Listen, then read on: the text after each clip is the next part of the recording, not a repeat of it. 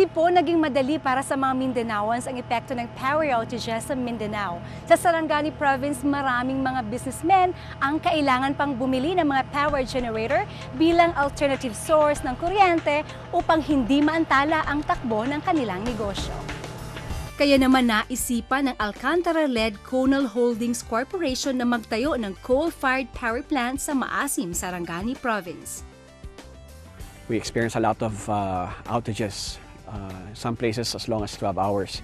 This is really because of the lack of water in Lake Lanao and brought about by the drought resulting from the El Nino, the occurrence of the El Nino phenomenon. Demand for power in Mindanao has been growing historically at a steady rate of 3% per annum. On the other hand, our supply of electricity has not grown at the same rate. In fact, the last power plant that was commissioned, baseload power plant that was commissioned was the Stayag 200 megawatt power plant in 2006. The only plant that followed Stayag was 42 megawatt Sibulan hydro plant of Headcore in Davao. But projections indicate that we would need around 200 megawatts by 2011 or 2012. This is according to the DOE's projections. And we are now in 2010. And it takes at least 2 years to develop a baseload power plant and another 3 years to build it. So if the power plant is needed in 2012, we should have started the development of these plants in 2007 and construction by last year, 2009. So we're a little bit late in terms of securing our long-term baseload power requirements.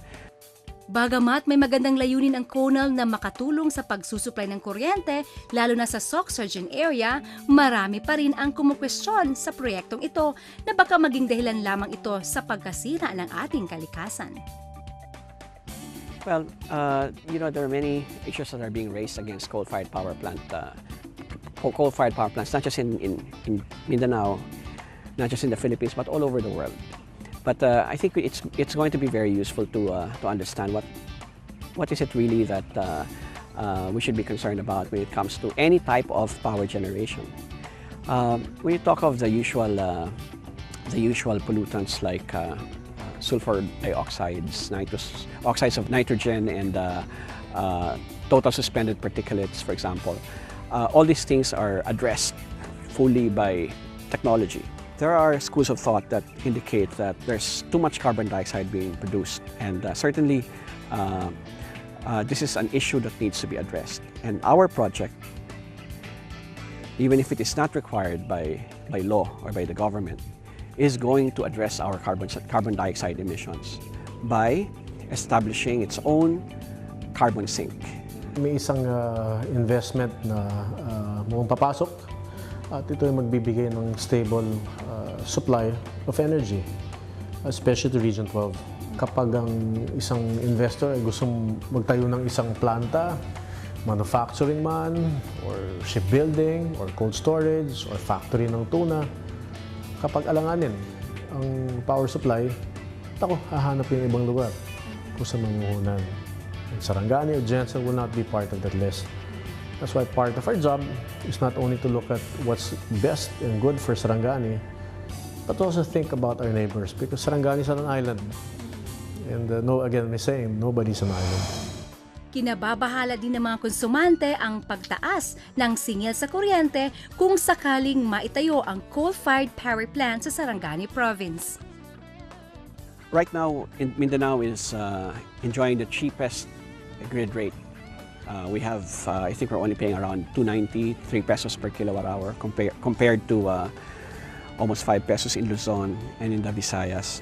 And this is largely because 50%, or 53% to be exact, of our supply of electricity here comes from hydro.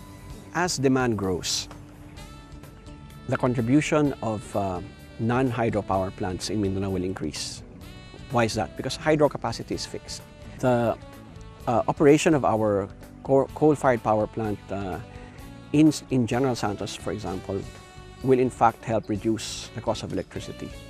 Because in the case of General Santos and Sarangani, the power plant will be connected directly to Socoteco 2, the distribution utility here. And because it's connected directly, then we do not have to charge for the cost of transmission, which we are paying for right now. So if you take out the cost of transmission, even if the generation cost of coal is a bit higher than hydro, the net procurement cost or delivery cost of power to Socoteco 2 will be lower. Naging malaking problema man ng Mindanao ang brownout sa mga nakaraang buwan, ipinakita pa rin ng mga Mindanaoans na may solusyon sa bawat hamon ng buhay. Ang pagsubok sa modernong paraan ng pagsusupply ng kuryente sa ibang bahagi ng Mindanao ay isang malaking tulong upang di matigil ang pag-unlad ng ating ekonomiya. Glan is the only, I think, municipality na maganda yung benta natin sa tourism in the entire Sarangani province with our beaches na napakaganda.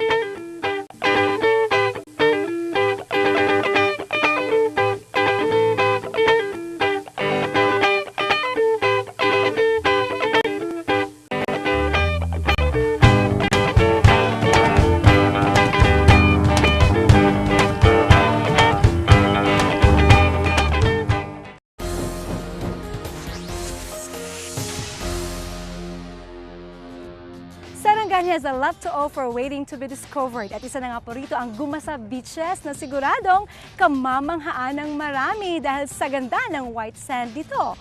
Ito ay makikita sa Glan, Sarangani Province. Known as Boracay of the South, Gumasa has a breathtaking view that will surely invite people to stay long in this cozy and undisturbed place. Naging malakas ang turismo ng Glan dahil sa magagandang dagat dito. Tuwing Mayo, ipinagdiriwang din dito ang Sarangani Bay Fest, the biggest beach festival sa Southern Philippines. Kaya naman, isa sa tututukan ng bagong lokal na pamahalaan ng Glan ngayon ay ang pagpapaunlad ng kanilang turismo. First and foremost is tourism because Glan is the only, I think, municipality na maganda yung benta natin sa tourism in the entire Sarangani province with our beaches na napakaganda. And investors have already started investing in Glan. So, tourism is number one. Sa mga mahilig mag-travel at adventure, Sarangani is one of the perfect places to visit. 1-hour drive from General Santos City, mararating na at mai-experience mo ang ganda ng Gumasa Beaches. And the white sand beach is the reason why people keep on coming back in Glan, Sarangani Province. Ang bawat proyekto na ginagawa ng ating pamahalaan ay mga bagay na dapat nating ingatan at pahalagahan. Ngunit sa bawat bagong proyekto, lagi din nating isaalang-alang ang kapakanan ng taong bayan at ang kapaligiran. Samahan niyo puli ako sa susunod na linggo para sa panibagong kwentuhan at kaalaman dito lang po sa Talk Mindanao.